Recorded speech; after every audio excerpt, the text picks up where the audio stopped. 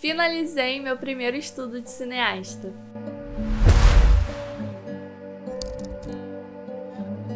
Oiê, Luísa aqui, esse é o Cinema e Café com Leite e hoje eu vou falar sobre a minha primeira experiência estudando os trabalhos de um único cineasta, no caso, a cineasta Sofia Coppola. Desde o começo do meu estudo eu postei lá no Instagram que eu ia fazer e fui fazendo vários posts e coloquei lá no Stories enquanto eu ia assistindo aos filmes. Enfim, eu fiz todo o acompanhamento lá no Instagram, então não deixe de seguir a gente. E também não se esquece de deixar aquele like e se inscrever no canal. A gente tá voltando pro canal agora, então também não deixem de assistir o último vídeo que foi sobre a Audrey Hepburn e também teve um shorts falando sobre o pôster do Festival de Cannes. Bom, vou começar esse vídeo falando sobre as minhas percepções desse estudo. O primeiro fato é que eu acabei me apegando à Sofia, aos filmes, não sei. Só que aí não deu muito certo porque meus favoritos estão lá entre os primeiros.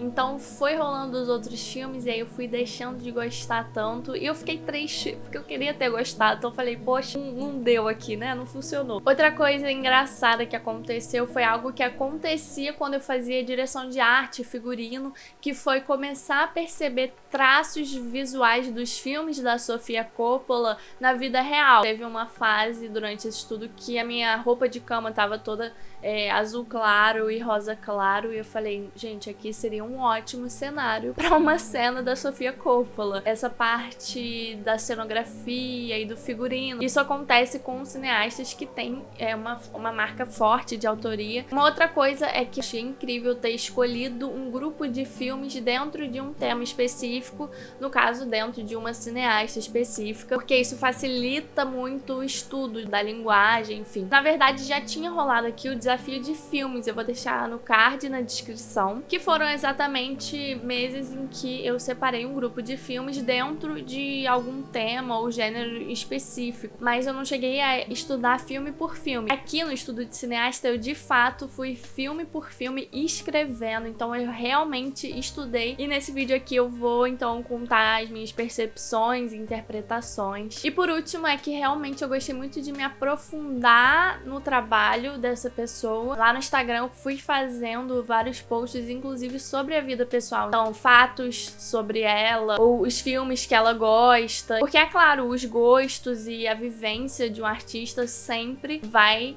acabar resultando nas referências, vai influenciar nas decisões que essa pessoa toma na hora de construir o seu próprio filme, sua própria, enfim, qualquer tipo de arte, né? A gente vai perceber as influências. Vamos começar então pelas características. Os primeiros dois filmes estão ali no meu top 3, então eu gostei muito dos filmes até Um Lugar Qualquer. A partir ali de The Bling Ring, eu sinto que ela foi perdendo a profundidade que ela atingiu tão incrivelmente lá no início, né? Encontros e Desencontros é um filme super profundo e muito sensível. Ela consegue trazer sentimentos muito difíceis de serem passados pra tela, mas ela fez isso muito bem e sinto que ela fez isso até Um Lugar Qualquer. Eu digo isso mesmo não gostando de Maria Antonieta, que eu vou explicar já já porque que eu não gosto tanto, mas assim, se for relacionar o Maria Antonieta com os outros depois de Um Lugar Qualquer, ele é muito mais profundo e falando no sentido psicológico da personagem, sem totalmente levar em consideração a figura histórica de fato, porque aí,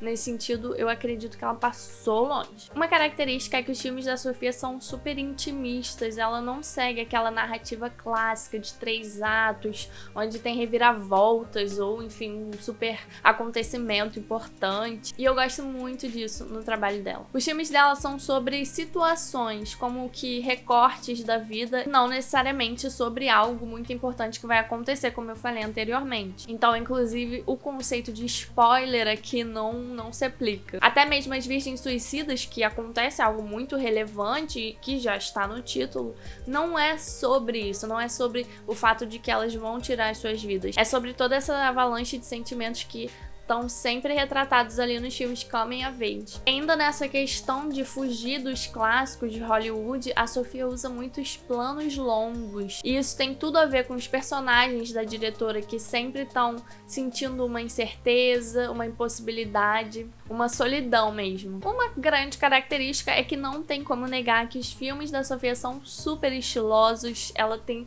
um grande senso de estilo, de cores, e ela conseguiu construir um visual só dela. Esse visual é inclusive muitas vezes chamado de modo pejorativo de girly, que seria feminino, ou melhor, com traços daquilo que foi estabelecido como feminilidade. A delicadeza, a sensibilidade, as cores azul e rosa clarinhos, flores, paixão. Depois de assistir a todos os filmes, eu percebi que tem um tema em comum que vai percorrendo todos eles, e isso diz muito sobre a Sofia, que é um sentimento de aprisionamento, lugares limitados, então uma claustrofobia até mesmo. E eu vou me aprofundar sobre isso já já. E esse definitivamente foi um traço que eu mais gostei, porque foi onde eu mais senti a profundidade que ela consegue atingir no sentido narrativo, tá? Porque como eu falei, a estética está muito bem definida em todos os filmes. Outra coisa que é recorrente nos filmes dela é a relação entre pai e filha, ou uma relação quase paternal entre um homem mais velho e uma mulher mais nova, sendo que esse homem mais velho é sempre muito rico ou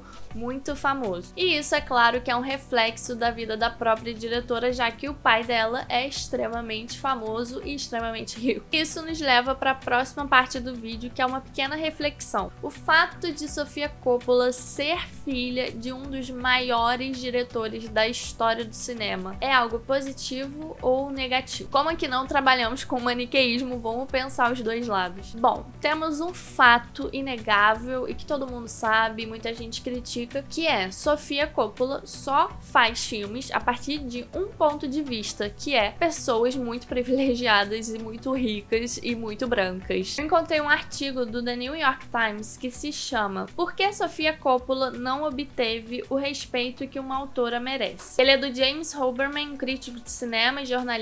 Eu vou deixar o link desse artigo aqui na descrição. O autor não chega a responder essa pergunta especificamente, mas ele vai dando como se fosse uma série de argumentos para mostrar que ela é sim uma boa diretora, uma boa roteirista. Então fica esse questionamento, por que ela não é tão respeitada? E daí tem um trecho que na verdade é o primeiro parágrafo desse texto, que é onde ele aponta esse lugar de privilégio da Sofia, e é esse ponto que eu quero levantar aqui. Então ele começa assim: a roteirista e diretora Sofia Coppola, Fortune's Child, que é o que a gente chama aqui no Brasil de nascida em berço de ouro, é abençoada e amaldiçoada por motivos que estão além do seu controle. É uma vantagem ou desvantagem ter um pai grandioso que a apoia e que é um cineasta mundialmente famoso. E na verdade aqui ele usou um larger than life father, tipo um pai que é maior do que a vida, ele deu uma exageradona aqui. Enfim, né, o Coppola é super, mas também vamos aqui. Que é, então, exatamente a questão que eu levantei antes. Os filmes dela são sobre essas pessoas e esses lugares de privilégio. Mesmo quando ela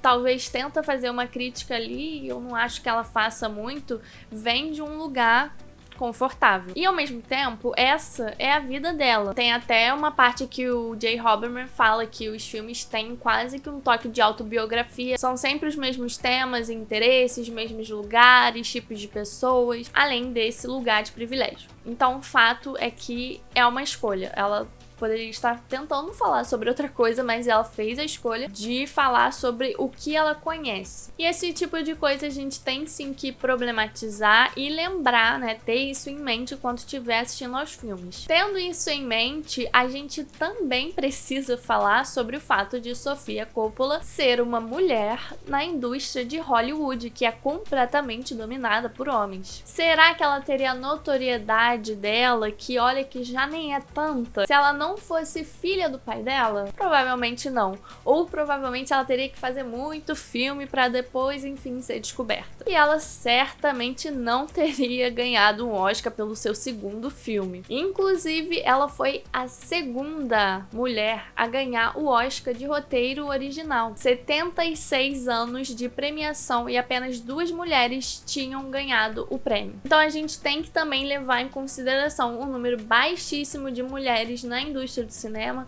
nos cargos altos e nas premiações. E assim, também não é, no fim das contas, como se fosse um grande esforço gostar da produção dela. Sofia Coppola é sim muito competente, ela conseguiu construir uma linguagem própria, coisa que muitos homens com o mesmo privilégio que ela na mesma indústria, com o mesmo ou mais anos de experiência, não conseguiram tanto. Então eu acredito que a grande questão aqui, que acho que também tá ali próximo da questão título do artigo do Jay Hoberman, sim, a gente tem que criticar esses lugares de privilégio, a gente tem que falar sobre isso e problematizar, mas por que a gente cai em cima e critica 1000 vezes mais uma mulher na direção do que um homem? Tendo então em mente todos esses problemas dos filmes, e eu ainda vou dar umas criticadas aqui sim, porque não vou passar pano, vamos agora falar sobre os temas e as abordagens psicológicas que percorrem os filmes e provam que Sofia Coppola é sim uma boa diretora. Vamos começar pelo que eu falei anteriormente, que é o sentimento de aprisionamento. Começando pelos 2 filmes da carreira da diretora, que é As Virgens Suicidas e Encontros e Desencontros. Os 2 são filmes bem intimistas e tem a questão do mundo interior versus o mundo exterior. Além disso, os 2 também tratam sobre depressão, melancolia, além desse tal sentimento de aprisionamento. Nas adolescentes das Virgens Suicidas é um aprisionamento literal.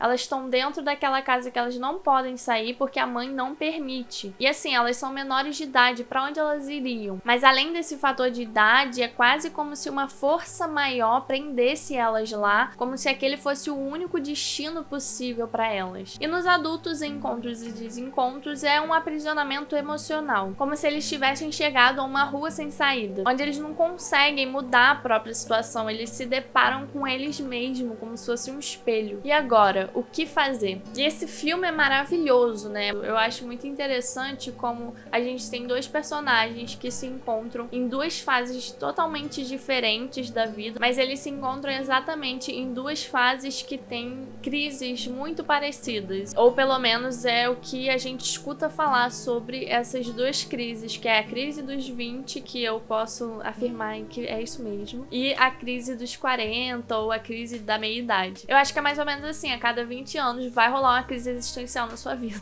Acho que é isso. A crise dos 20, a gente tem essa personagem que é jovem, acabou de se formar e ainda não conseguiu um emprego, não sabe se vai conseguir, não sabe se fez a escolha certa. Ela pensa que deveria ter escolhido uma outra faculdade que desse dinheiro mais rápido. Alô, quem fez cinema aí, tudo bem? Fica em dúvida se foi a escolha certa ter se casado tão jovem, não sabe se quer ter filhos, enquanto o homem mais velho já tem um emprego estável, uma esposa, filhos, muito dinheiro, fama, mas se vê em uma rotina completamente monótona, mesmo que sendo confortável e também algo que muitas pessoas desejam: família, fama, dinheiro. Aquilo que parecia um sonho empolgante acabou se mostrando entediante depois de um tempo. E ambos sabem que fizeram escolhas que os levaram até aquele lugar, mas ficam o tempo todo se perguntando o que teria acontecido se tivessem ido por caminhos diferentes. Maria Antonieta, na versão da Coppola, também está aprisionada. Ela foi retirada de seu país aos 15 anos, perdeu contato com amigas, cultura, seu cachorro, a liberdade e tudo aquilo que ela conhecia. Isso faz com que ela carregue uma solidão muito profunda dentro de si, que ela tenta preencher com um luxo exacerbado, centenas de vestidos, sapatos, comidas, bebidas, festas, isso tudo enquanto o povo passava fome. Eu vou aproveitar aqui agora esse momento para fazer o parênteses e explicar por que eu não gostei muito desse filme. Nessa versão da Sofia Coppola, a gente tem uma Maria Antonieta que é completamente ingênua, ela é quase uma santa. Inclusive, chegando no final do filme, ela é praticamente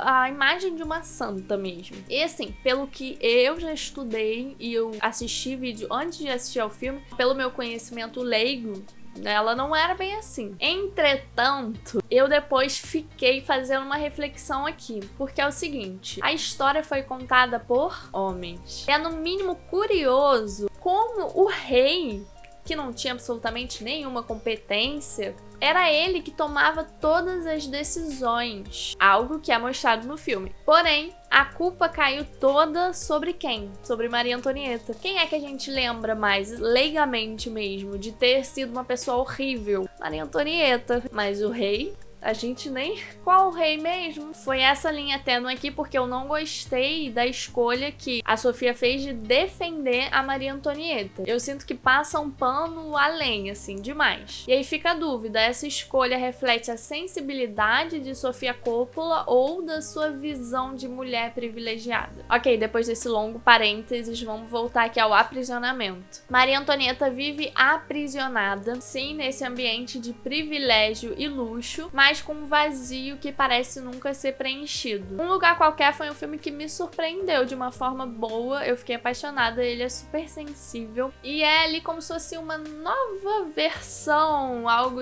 muito similar de Encontros e Desencontros. Porém, ela não conseguiu chegar no mesmo nível de profundidade, inclusive com nenhum outro filme. E foi nesse filme que eu percebi que a Sofia Coppola não fala apenas sobre pessoas aprisionadas, ela fala sobre pessoas deslocadas. O sentimento de estar perdido, fora de onde verdadeiramente pertence. Ou porque as decisões levaram os personagens a essa condição, ou porque eles foram destinados, designados por outras pessoas. Maria Antonieta, as adolescentes das Virgens Suicidas e as mulheres em O Estranho que Nós Amamos, que vivem confinadas em um período de guerra. A personagem da Kirsten Dunst é em quem a gente vê isso mais forte. Ela não queria estar ali. Ela diz que o seu maior sonho é ir para bem longe dali. Aprisionamento e deslocamento. E o mais curioso é que apesar desse deslocamento, o verdadeiro lugar de pertencimento é desconhecido. Então é um paradoxo. Ao mesmo tempo, temos a descoberta de se estar fora do lugar,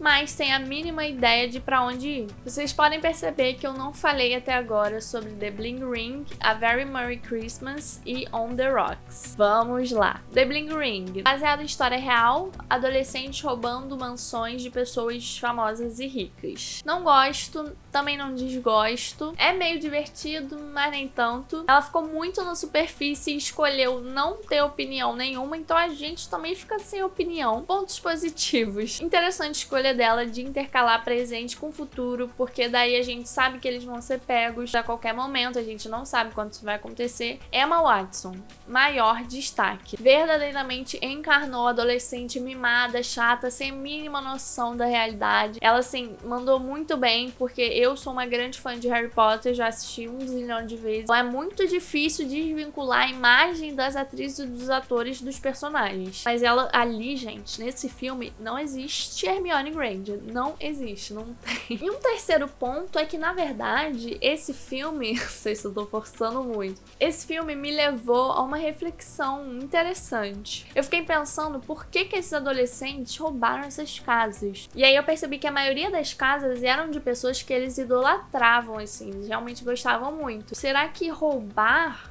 os itens pessoais seria uma forma de se tornar essas pessoas? Isso me lembrou até Os Ossos, filme lindo do Guadagnino, onde comer é igual a tornar-se. Mas assim, acho que isso aí foi mais uma reflexão psicológica minha, indo embora, do que o filme em si, porque o filme realmente não sinto que propõe nenhuma reflexão, assim, de verdade. A Very Merry Christmas é um especial de Natal feito pra Netflix, não tenho muito o que falar. Gostei das músicas e as pessoas convidadas ali são legais, carismáticas, divertidas, mas assim, não acrescentou nada na minha vida e acho que também não precisava, né? Porque especial de Natal também não é muito, mas aí ficou nisso. Agora, On the Rocks, a gente tem alguma coisa. Filme recente, de 2020, resgata a temática pai e filha, homem mais velho, mulher mais nova, questões geracionais, mas com muito menos profundidade do que os outros. Ela não traz aqui os lugares confortáveis de costume, mas novamente ela traz o tema de pessoas que chegaram a um ponto onde elas se veem perdidas ou insatisfeitas. Novamente, um pai que já tem tudo, dinheiro, família,